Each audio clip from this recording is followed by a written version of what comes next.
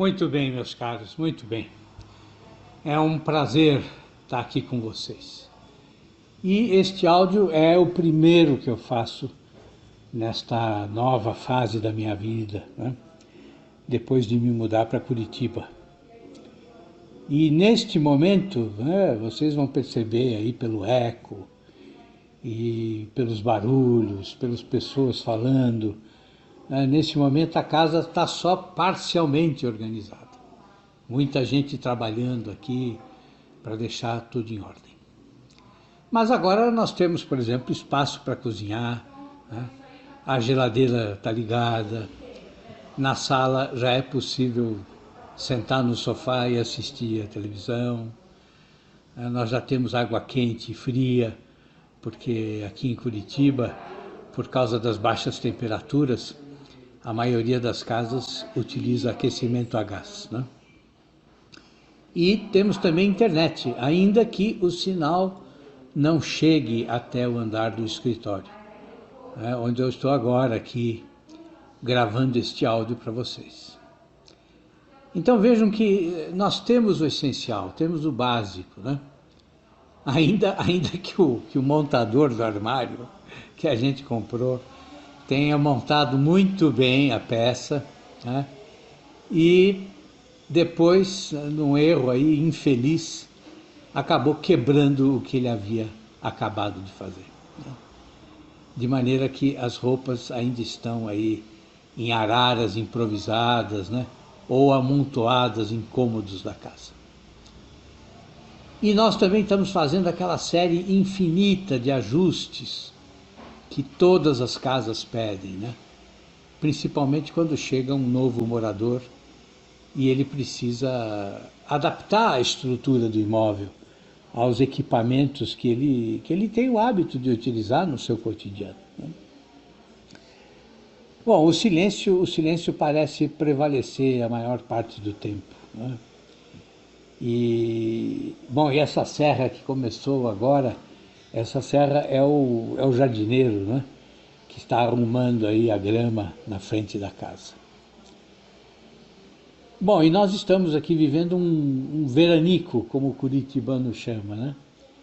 Mas assim, uma frente fria promete chegar até quinta-feira, quando há 90% de chance de uma bela chuva. E as temperaturas então vão despencar aí para máximas de 13 e mínimas de 9 graus, né? O que, para mim, né, aqueles que já ouviram os meus áudios anteriores, bom, vocês sabem, é uma enorme alegria, né? Bom, então vejam que as coisas estão andando muito bem, né? Mas eu tenho um problema sério, né? Quer dizer, até agora nenhuma caixa de livros foi aberta, nenhuma, né? Quer dizer, e só no final de semana é que eu finalmente, neste final de semana, é que eu finalmente consegui desempacotar, né, e ligar o meu computador, né? Agora, mas imaginem a cena, né, de completa desolação da biblioteca. Eu estou sentado na minha escrivaninha, circundado por estantes vazias, né? De cada prateleira pende um post-it que eu coloquei para que o embalamento dos livros fosse feito da forma mais organizada possível, né? E além dessa classificação geral que eu fiz, a empresa que eu contratei para organizar a casa fez uma segunda classificação. As funcionárias dessa empresa numeraram as estantes e também controlaram os responsáveis pelo encaixotamento, de maneira que eu tenho a esperança de que cada caixa corresponda exatamente ao conteúdo de cada prateleira, né? Mas isso não muda a realidade, o problema permanece, né? As estantes estão aí completamente vazias, né? E essa visão das estantes vazias, ela me remete, né, àquilo que todos nós experimentamos quando a gente precisa escrever e as primeiras palavras parece que nos escapam, né? É interessante como essa experiência se repete, né? pelo menos comigo, não é? Apesar de toda a minha, a minha experiência de escrever, não é? Quase sempre o texto não flui com naturalidade desde a primeira palavra, não é? Quer dizer, nem sempre as primeiras palavras surgem com total espontaneidade, né? Ainda que a ideia que eu quero expressar esteja clara na minha cabeça, né? Só um instantinho, deixa eu fechar uma porta aqui.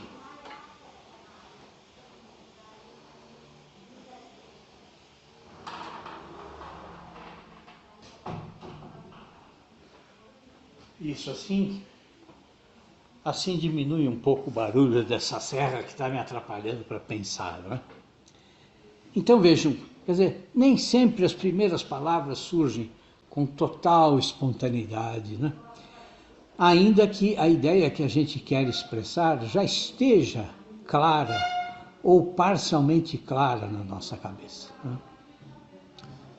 Na verdade, não basta ter uma ideia, mas é preciso ter um conjunto de palavras, um pequeno conjunto de palavras que tenha o poder de atrair outras palavras, né? Eu diria até que se trata de encontrar a musicalidade do início, né? Quer dizer, encontrar um pequeno conjunto de palavras que rompa o silêncio e, ao mesmo tempo, né, semelhante aí a um imã, chame para si mais palavras, novas palavras. Então, a ideia que nós queremos expressar nesse momento inicial da escrita, bom, ela parece ser só uma desculpa para escrever, não é? Uma desculpa para você começar a unir as palavras. E é incrível, né? É incrível como escrevendo desde a infância essas primeiras palavras ou essa primeira linha nunca nasça automaticamente, né? Raramente nasce de maneira automática. Mas é incrível que eu sempre, ou pelo menos na maioria das vezes, eu hesite, né? Eu espere, eu me sinta de alguma forma vazio, ainda que por trás da minha mente as ideias vibrem e muitas vezes eu saiba até mesmo o ponto final que eu quero alcançar. Então é por esse motivo que eu sempre digo que é um erro acreditar que a relação entre ideia e palavra é automática, né? Quer dizer, na verdade há um vazio entre a ideia e a palavra. E a ideia precisa dar um salto para alcançar as palavras, né? Ou, ao contrário, as palavras, sabendo do que a ideia precisa, né, devem se oferecer à ideia, né? É como se elas fossem dançarinas, né, se exibindo para a ideia e provocando a ideia, né, para que a gente faça a escolha, né, para que a gente escolha as palavras certas, né? Mas eu acho que há uma outra forma de refletir a respeito desse início dos nossos textos, né? Vejam, se nós pensamos na nossa infância, né, nas primeiras palavras que nos ensinaram ou que nós ouvimos, antes mesmo da gente ser alfabetizado, né, o que é que sempre prevaleceu?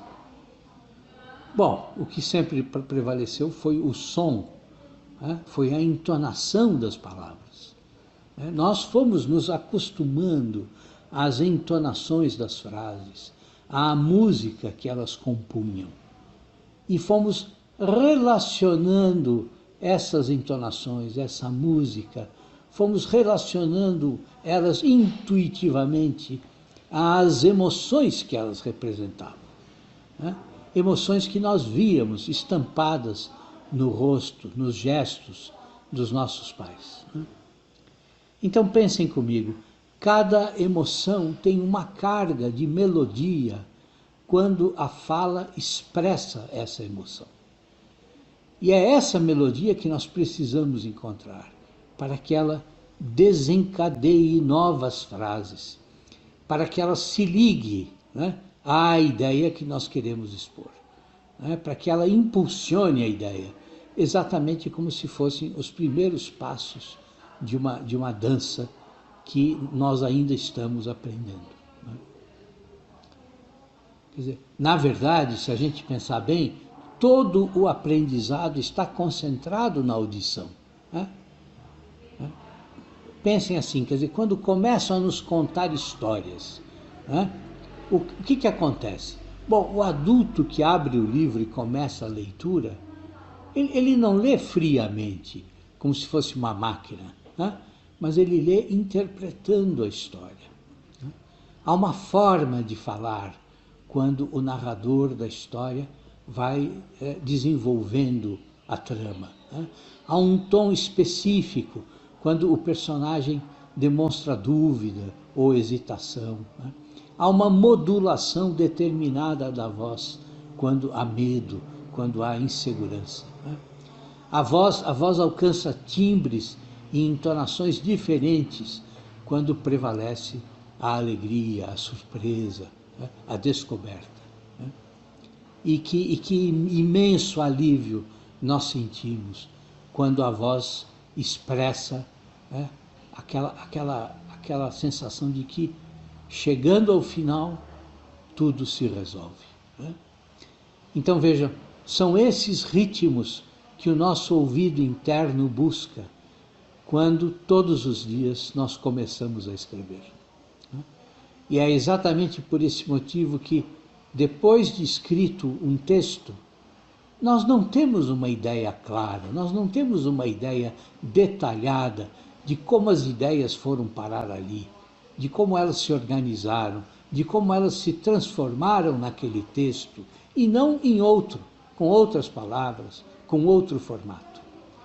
Porque, na verdade, quem nos ditou a melodia inicial foram esses ritmos antigos, esses ritmos ancestrais, que estão presentes desde o início da fala, desde os primeiros murmúrios e grunhidos dos nossos ancestrais.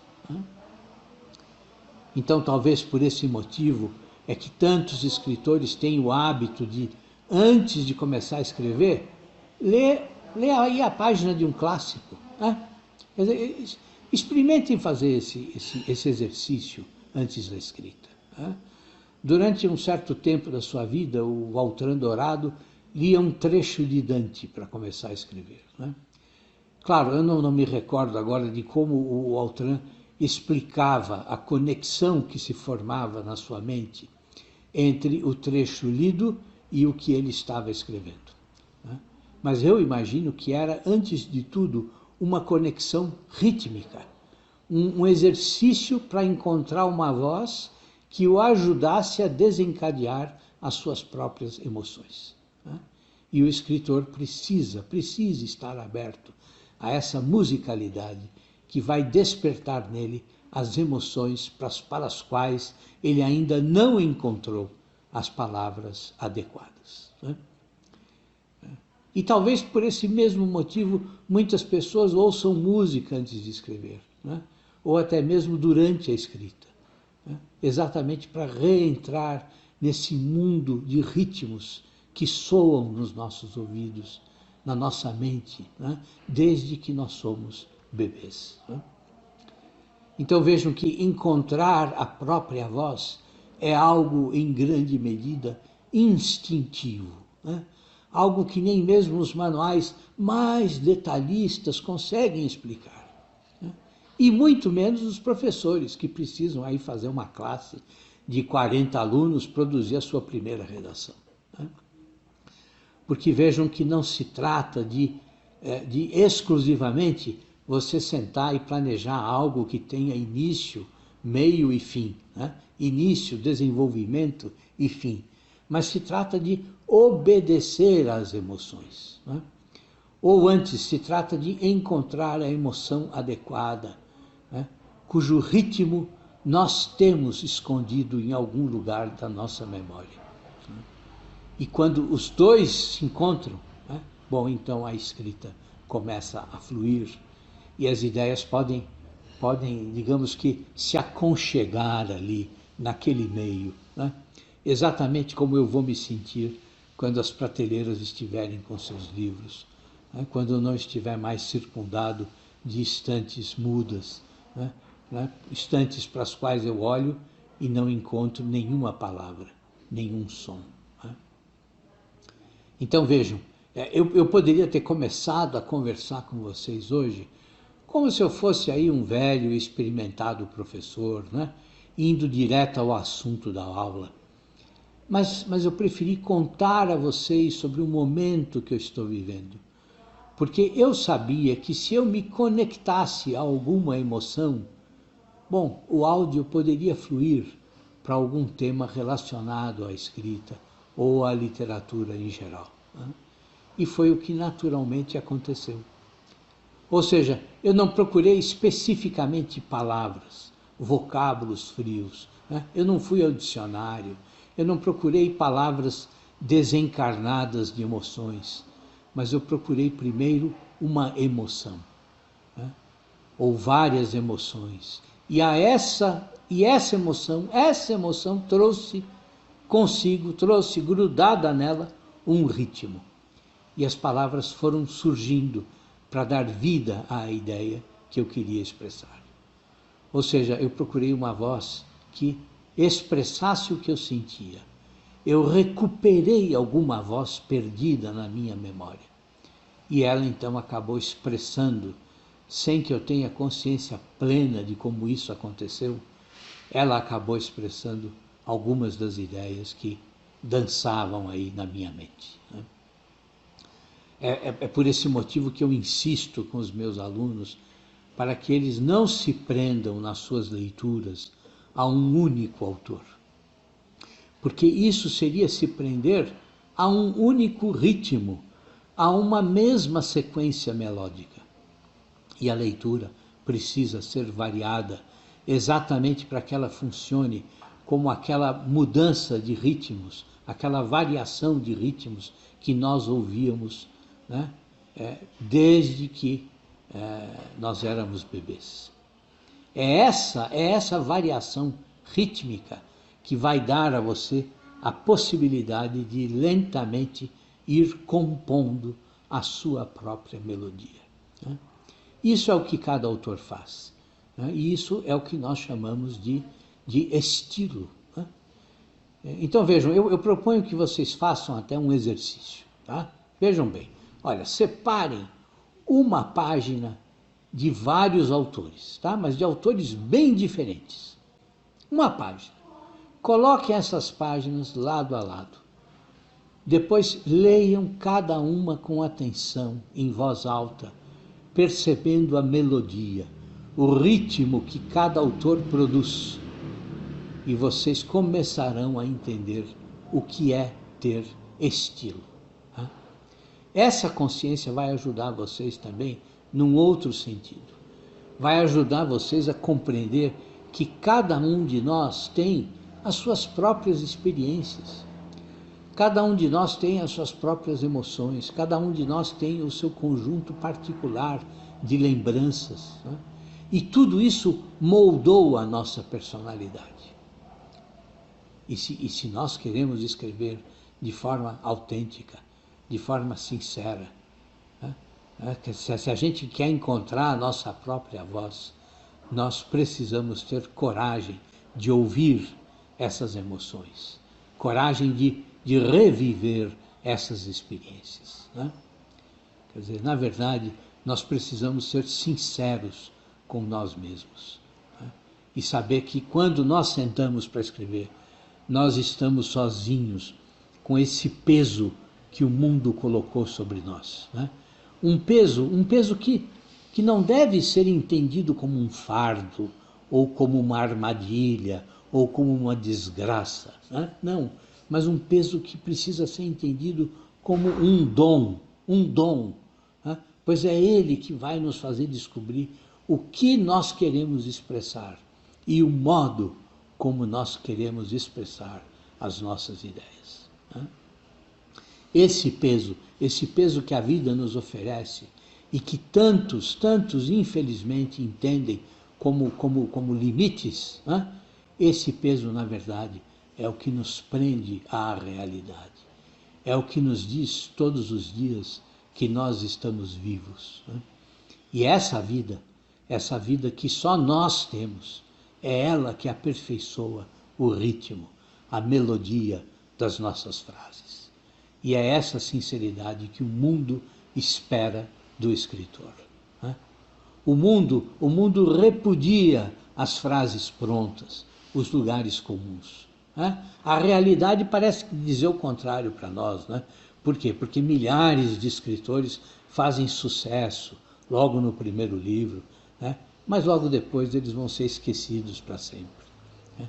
Milhares de escritores fazem sucesso durante algum tempo só porque a mídia vive batendo no ouvido das pessoas que é importante ler aquela porcaria, né? Mas depois eles também são esquecidos, né? Quer dizer, só alguns poucos escritores permanecem para além do tempo. Só alguns transcendem o seu próprio tempo, né? E eles conseguem fazer isso por quê? Porque eles falam com uma voz que não é a voz de todos. Não é a voz da mídia, da propaganda, dos chavões, dos debates políticos que são sempre enganadores, né? Mas ele fala, esse escritor que transcende o tempo, ele fala com a sua própria voz, que nasce dessa zona obscura que todos nós guardamos, né, dentro do nosso ser e que nós estamos redescobrindo todos os dias, tá? Então é isso, meus caros. Olha, um grande abraço em todos vocês e eu espero que vocês tenham todos uma ótima semana. Tudo de bom, tudo de bom.